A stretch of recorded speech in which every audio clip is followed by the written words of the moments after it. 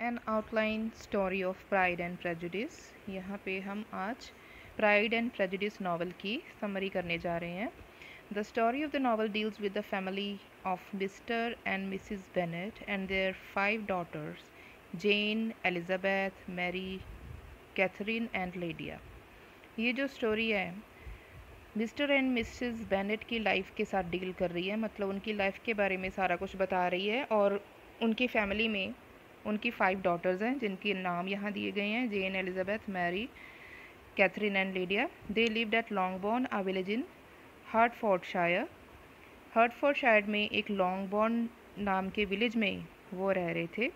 Mrs Bennett was a woman of mean understanding. जो Mrs Bennett थी, इन 5 बेटियों की जो माँ थी मिसिस बेनेट, वो उसकी नेचर के बारे में बताया हुआ है कि वो सेल्फिश टाइप की थी, मीन टाइप की अंडरस्टैंडिंग थी, उसकी समझ थी जो लिटिल इन्फॉर्मेशन, ज़्यादा इन्फॉर्मेशन नहीं थी उसे किसी चीज़ की, एंड अनसर्टेन टेम्पर। और उसको उसका जो मूड था, मूड स्विंग्स होते थे उसके, यानी उसके मूड का कुछ पता नहीं होता था। किसी भी टाइम उसका गुस्सा आ जाता है, किसी भी टाइम उसका मूड बदल सकता है। The business of her life was to get her daughters married. और उसकी लाइफ का सिर्फ एक ही एम था कि उसकी लड़कियों की शादी हो जाए। She loved her eldest daughter Jane. और वो सबसे ज़्यादा प्यार अपनी सबसे बड़ी बेटी जेन से करती थी, हु वॉज एक्सट्रीमली ब्यूटीफुल, जो कि बहुत ही ज़्यादा ब्यूटीफुल थी। सेकेंड नंबर की जो एलिजाबेथ है, who was next to Jane in age, जो कि जेन से सेकेंड नंबर पे है, was the favourite of her father. वो अपने फादर की लाडली थी। ठीक है, एलिजाबेथ जो थी फादर की लाडली थी। ये चीज़ें आप दिमाग में थोड़ा रख लेना, क्योंकि ये आपको करेक्टर स्केचेस में काम आएंगी। ये सारी लाइंस आप लिख सकते हो जब करेक्टर स्केचेस आएंगे तो एलिजाबेथ थी अपने फादर की ज़्यादा फेवरेट। She was pretty. अब उसकी नेचर बताइए कि वो कैसी थी। वो प्रेटी थी, मतलब सुंदर थी, सेंसिबल थी, इमोशनल, क्विक विटेड, मतलब हाजिर जवाब देने वाली थी, और उस अक्लमंद थी। विट मतलब जिसके पास अकल होती है, फटाफट उसको आंसर मिल जाती है, सॉल्यूशन मिल जाता है प्रॉब्लम का, उसे बोलते हैं quick witted. A keen observer of men and manners and the brightest and most attractive in the family. और वो बहुत कीन ऑब्जर्वर थी, मतलब हर चीज़ को बड़ी गहराई से ऑब्ज़र्व करती थी कि क्या हो रहा है और क्या होना चाहिए, कौन कैसा है। मैनर्स, दूसरों के मेन की तरफ ध्यान से देखती थी, मतलब ये वेस्टर्न कल्चर है तो वो आदमियों की तरफ ही ज़्यादा ध्यान देते हैं, मतलब दूसरे ऑपोजिट सेक्स की तरफ ज़्यादा ध्यान देते हैं। तो उसी हिसाब से वो मेन की तरफ ऑब्ज़र्व करती थी ज़्यादा, उनके मैनर्स की तरफ ध्यान देती थी, कौन कैसा है बंदा।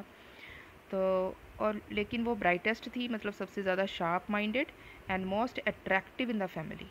फैमिली में सबसे ज़्यादा अट्रैक्ट एलिजाबेथ ही करती थी।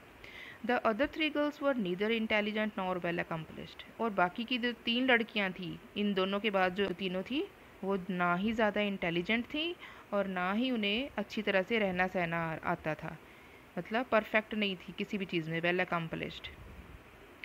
Catherine and Lydia always ran after military officer. Catherine और लीडिया हमेशा मिलिट्री ऑफिसर्स के पीछे भागती रहती थी, क्योंकि उनको उनके मन में था कि कोई मिलिट्री ऑफिसर मिल जाए शादी करने के लिए। And Mary was always engaged in study. और मैरी जो थी वो हर वक्त पढ़ती रहती थी। और पूरे नावल में मैरी के बारे में कुछ नहीं बताया गया कि एंड में उसके साथ क्या हुआ है, उसका क्या फ्यूचर हुआ, कुछ नहीं बताया गया, बस थोड़ा सा इसके बारे में इंट्रोडक्शन में ही था। One day Mrs Bennet got the news that a young man named Mr Bingley had come to stay in their neighbourhood. एक दिन मिसिस बेनेट को खबर मिली कि एक जवान आदमी जिसका नाम कि मिस्टर बिंगले था, वो उनके नेबरहुड में, पड़ोसियों में रहने आ रहा है। ठीक है, he was a man of good Fortune. वो बहुत अच्छी किस्मत वाला आदमी था, मतलब उसके पास पैसा काफ़ी था, काफ़ी रिच फैमिली थी। Mrs Bennet fancied that he might fall in love with one of her daughters and marry. अब मिसिस बेनेट का तो आपने पहले पढ़ा है कि वो यही चाहती थी कि उसकी डॉटर्स की शादी हो जाए अच्छे आदमियों के साथ।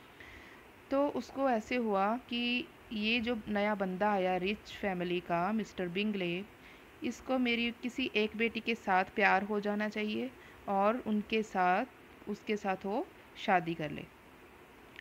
She therefore asked her husband to call on Mr Bingley as soon as possible. इसीलिए उसने अपने हस्बैंड से कहा कि मिस्टर बिंगले को जल्दी से जल्दी बुलाओ। द विज़िट वॉज पेड, और विज़िट उनके पास हो गई, मतलब बिंगली उनको मिलने आ गया था, क्योंकि उससे पहले बिंगली को मिलने के लिए मिस्टर बेनेट भी गए थे। तो उसने उनकी जो विज़िट थी वो रिटर्न कर दी, मतलब एक बार वो भी मिलने चला गया था। उसके बाद Mrs Bennet and her daughters had the opportunity of meeting Mr Bingley at a ball.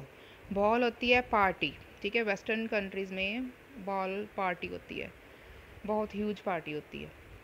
तो इसमें उन्होंने मिलकर डांस करना होता है, ठीक है, अपना अपना पार्टनर ढूंढते हैं, तो उसके साथ डांस करते हैं।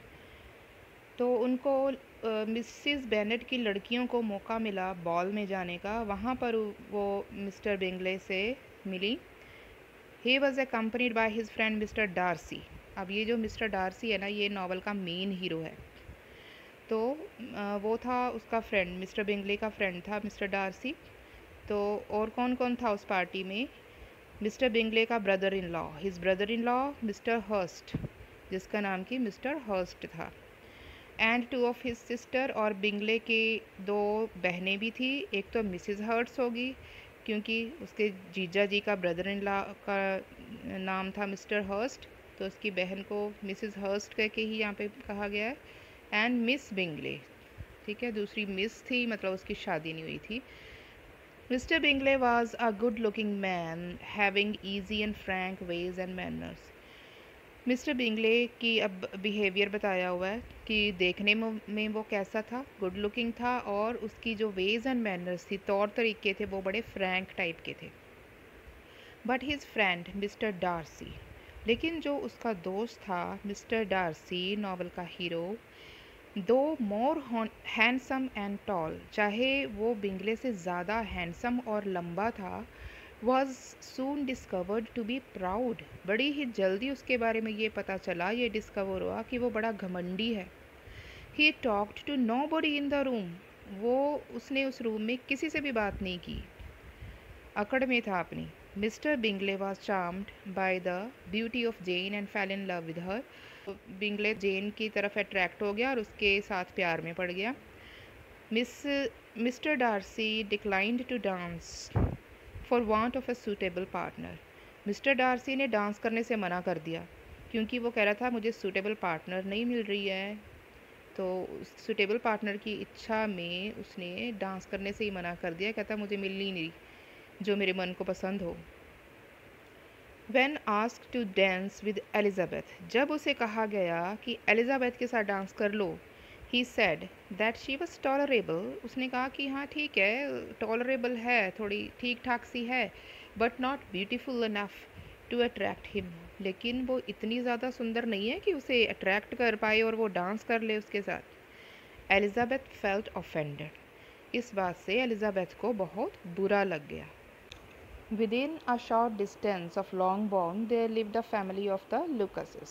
अब लॉन्गबोर्न से थोड़ी दूर डिस्टेंस पे, दूरी पे एक फैमिली थी जिसका नाम था लुकासिस। लुकासिस की फैमिली मतलब ये जाति, लुकास जाति वालों की फैमिली। Charlotte Lucas, a sensible intelligent young lady of 27, was Elizabeth's intimate friend, और ये थी एलिजाबेथ की बड़ी गहरी दोस्त शार्लोट लुकास, जो कि बड़ी इंटेलिजेंट थी, 27 साल की थी, और वो भी एलिजाबेथ की तरह ही इंटेलिजेंट और सेंसिबल थी।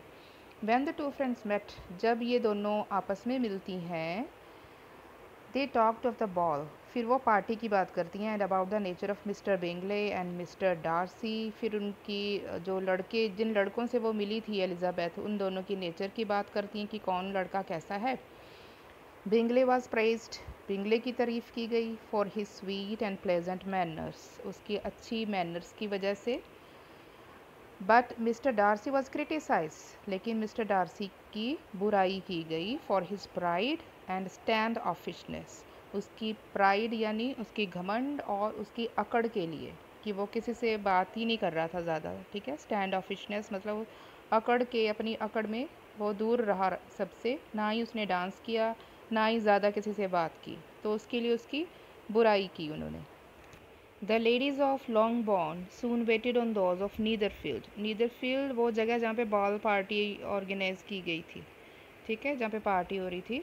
तो जो लॉन्गबॉर्न जहाँ पे लॉन्गबोर्न विलेज में, जो वो वाला विलेज है जहाँ पे बेनेट फैमिली रह रही थी, 5 डॉटर्स एलिजाबेथ वगैरह। लॉन्गबोर्न और नीदर फील्ड की लेडीज़ में आपस में काफ़ी बनने लग गई, दोनों एक दूसरे को जानने लग गई। Jane's pleasing manners were liked by all. जो सबसे बड़ी बेटी जेन है, उसके प्लीजिंग मैनर्स मतलब उसके दूसरों को खुश करने वाले जो तौर तरीके थे, उसके कारण वो सब में पसंद की जाने लगी। Darcy got the opportunity of watching Elizabeth very closely. Party के बाद जान पहचान जो इन दोनों गाँव में हुई, दोनों तरफ की लेडीज़ में हो गई थी, फैमिलीज़ में हो गई थी आपस में, तो धीरे धीरे आपस में जब ये मिलते हैं सब लोग, तो डार्सी को भी एलिजाबेथ की नेचर को जानने का मौका मिला। He found that though she had hardly a good feature in her face. Darcy को अब पता चल गया कि चाहे उसके फेस के ऊपर कुछ बहुत अच्छे फीचर्स नहीं है, नैन नक्श बहुत ज़्यादा अच्छे नहीं है, बहुत ज़्यादा सुंदर नहीं है वो देखने में, yet it looked to be extraordinarily intelligent by the beautiful expression of her dark eyes। फिर भी उसकी डार्क आइज़ के एक्सप्रेशंस को देखकर ऐसे लगता था कि वो बहुत ही एक्स्ट्राऑर्डिनरीली इंटेलिजेंट थी। He also felt that her figure was light and pleasing, and her manners were attractive on account of their playfulness। उसने ये भी फील किया कि देखने में फिगर वाइज वो बहुत पतली थी, नाजुक सी थी, और उसकी जो बात करने का तौर तरीका, उसके हाव भाव से देखने पे वो बहुत अट्रैक्टिव लग रही थी। He even spoke of the beauty of Elizabeth's eyes to miss Bingley. उसने यहाँ तक कि एलिजाबेथ की आइज़ की जो उसे ब्यूटी दिखी, उसकी आइज़ में देख के उसकी तारीफ़ भी कर दी मिस बिंगली से, who secretly liked Mr Darcy, जो कि सीक्रेटली मिस्टर डार्सी को पसंद करती थी। She did not feel happy on hearing Elizabeth's praise। अब मिस बिंगले को एलिजाबेथ की तारीफ सुनकर अच्छा नहीं लगा, वो खुश नहीं हुई।